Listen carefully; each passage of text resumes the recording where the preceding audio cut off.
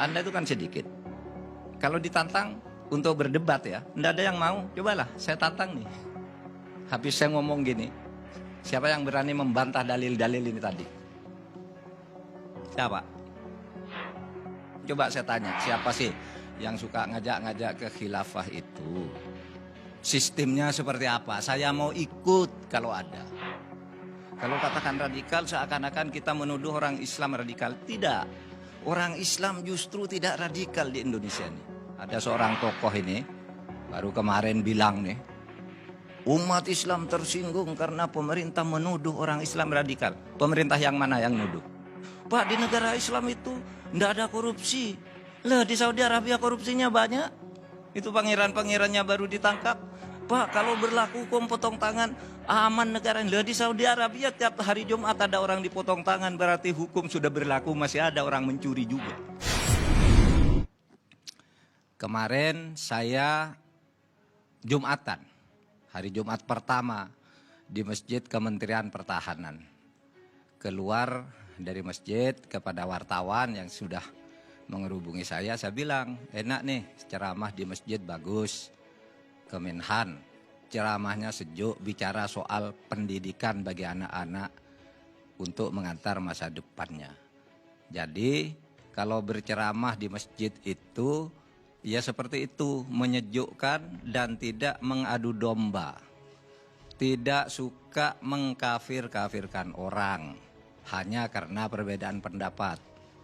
Nah, itu yang saya katakan. Dan berita itu benar sih, seperti disiarkan oleh TV-TV. Tapi kemudian kan memang ada rombongan-rombongan hoax itu yang selalu membuat berita itu dipelintir.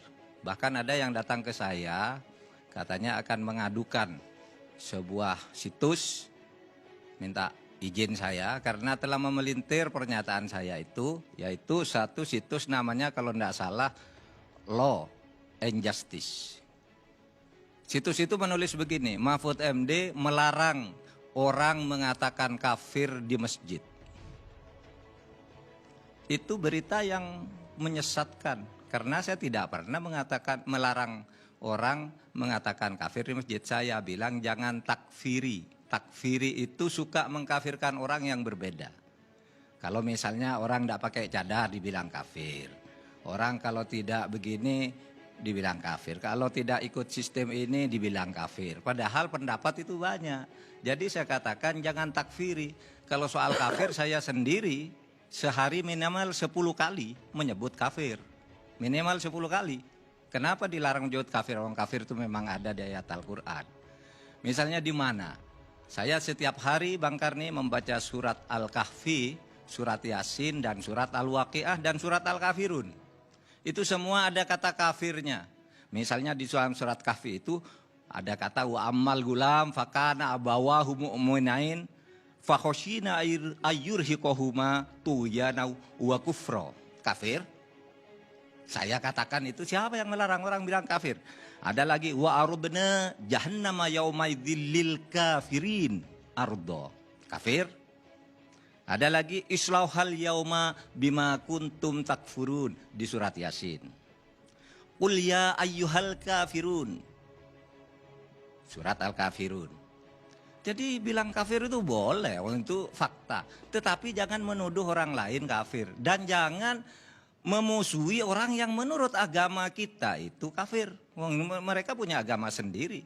Sehingga kalau dibalikkan kita yang kafir menurut agama mereka. Nah, itu maksud saya, jangan suka mengkafirkan orang. Nah, ini yang membelok-belokkan berita begitu, itu kemudian dikembangkan oleh rombongan-rombongan medsos yang sebenarnya pengikutnya hanya beberapa ekor aja gitu.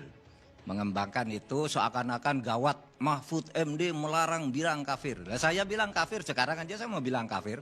Bahwa kafir itu banyak gitu.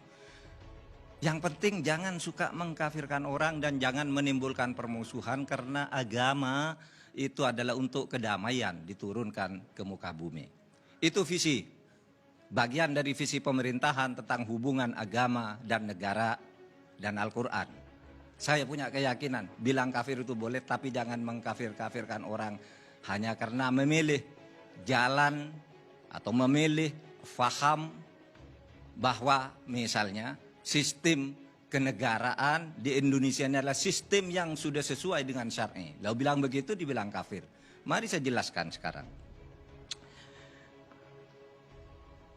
Di dalam Islam ya, ada ajaran tentang khilafah. Ada, saya nanti bacakan dalil-dalil. Tapi tidak ada di dalam Islam itu ajaran tentang sistem khilafah. Paham? Baik, saya bacakan nih dalilnya. Kata-kata istilah yang dipakai di dalam Islam tentang khilafah atau yang disamakan dengan khilafah, misalnya Qulillahumma malikul mulk. Al-mulk itu adalah organisasi kekuasaan juga salah satu artinya. Ada lagi waja'alnakum khulaif. Sayalah Allah yang menciptakan khalifah. Bukan khalifah, bukan khilafah, tapi khalifah. Artinya banyak macamnya. Sehingga sistemnya juga bisa beda. Alladzi lam yukhlaq mithluha fil bilad. Itu kota Iram yang ada di sebuah negeri di kaum Ad. Itu ada kota namanya, di mana tidak ada kota yang seperti negeri Iram itu. Kota Iram itu juga khilafah, pemerintahan artinya. Satu organisasi manusia yang dipimpin oleh pemerintah. Ada kata wahadal baladil amin. Ada kata al-balad. Jadi khalifah itu, khilafah itu di dalam khazanah Islam ada. Tetapi tidak ada sistem pemerintahan di dalam Islam itu. Sistemnya bebas berdasar pilihan sendiri, sehingga negara kita, negara Republik Indonesia ini, sistem pemerintahannya sudah sesuai dengan Islam. Karena Islam tidak mengajarkan sistem. Coba saya tanya, siapa sih yang suka ngajak-ngajak ke khilafah itu? Sistemnya seperti apa? Saya mau ikut kalau ada. Sekarang saya jadi Menko Polhukam. Kalau ada yang punya dalil Al-Quran dan hadis bahwa sistem pemerintahan itu ada menurut Islam, saya ikut dan saya akan mengkampanyekannya. Tapi percayalah, itu tidak ada sistem itu. Sistem itu bebas. Tidak ada yang dicontohkan oleh Al-Quran, tidak ada yang dicontohkan oleh Nabi. Oke, negara khilafah itu. Lalu ada yang begini, Bang Karni. Ada Pak Mahfud, Nabi itu kan mendirikan negara juga. Itu contohnya. Tidak bisa kita mendirikan negara seperti Nabi. Tidak bisa. Karena sekarang tidak ada nabi lagi. Coba. Nabi itu mempunyai 3 kekuasaan. Legislatif, eksekutif, yudikatif itu ada di tangan nabi. Nabi yang membuat hukum karena dia mendapat wahyu dari Allah. Kalau sekarang siapa membuat hukum? Tidak ada nabi. Ya kan? Tidak ada lembaga yudikatif zaman nabi. Tidak ada pemilu di zaman nabi. Tidak ada menteri di zaman nabi. Nabi pegang legislatif, eksekutif, yudikatif. Apakah kita akan ikut negara seperti itu? Pasti dilarang oleh Nabi juga, karena tidak ada Nabi. Maka cara membuat hukum itu di zaman sesudah tidak ada Nabi, macam-macam. Ada yang pakai Darun Nadwa, Dewan Perwakilan Rakyat seperti kita. Seperti Mesir, Maroko. Ada yang pakai Darul Ifta. Darul Ifta itu artinya fatwa ulama. Ada yang pakai pemilu pemerintahnya, ada yang sistem presidensial, ada sistem parlementer. Beda-beda dan itu benar semua. Tidak yang salah. Oleh sebab itu jangan nyalah-nyalahkan bahwa wah, yang di Indonesia itu kafir, tidak ikut, saya tidak bisa. Kalau ada, datang ke saya atau saya diundang. Bertaruh kalau ketemu, ada. Tidak ada. Jadi Indonesia itu sebagai sebuah produk ijtihad. Sesuai dengan kebutuhan waktu dan zaman. Yang ditetapkan oleh para ulama bersama para pendiri negara, memilih negara inklusif, negara Pancasila. Itu sudah benar. Tidak ada yang bertentangan dengan syariah. Oleh sebab itu jangan mengkafir-kafirkan orang. Hanya karena berbeda pilihan cara bernegara. Yang penting bagi Islam khilafah itu harus ada. Tetapi sistemnya bebas, yang terpenting maqasidus syar'i. Apa maqasidus syar'i? Maksud diturunkannya. Ajaran tentang khilafah itu apa? membangun keadilan, kemaslahatan umat, memilih pemimpin yang jujur, menegakkan hukum. Nah itulah maksudnya. Bukan lalu sistemnya harus ini, harus. Tidak ada itu. Kalau ada saya mau ikut, karena saya orang Islam, wajib kalau memang ada menurut Quran dan Sunnah.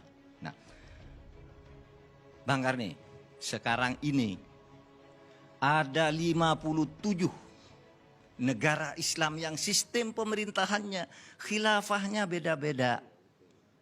Di mana itu? Oki. Oki itu organisasi konferensi negara-negara Islam. Itu sistem pemerintahnya beda-beda. Dan tidak ada yang mengatakan yang satu kafir, satu tidak. Kenapa kita kok ada gerakan di sini kafir? Kita sudah hidup nyaman zaman selama puluhan tahun, rukun, beragama. Lalu sekarang muncul kaum-kaum takfiri itu. Yang selalu ingin mengkafirkan orang. Dan saudara, itulah yang disebut radikal.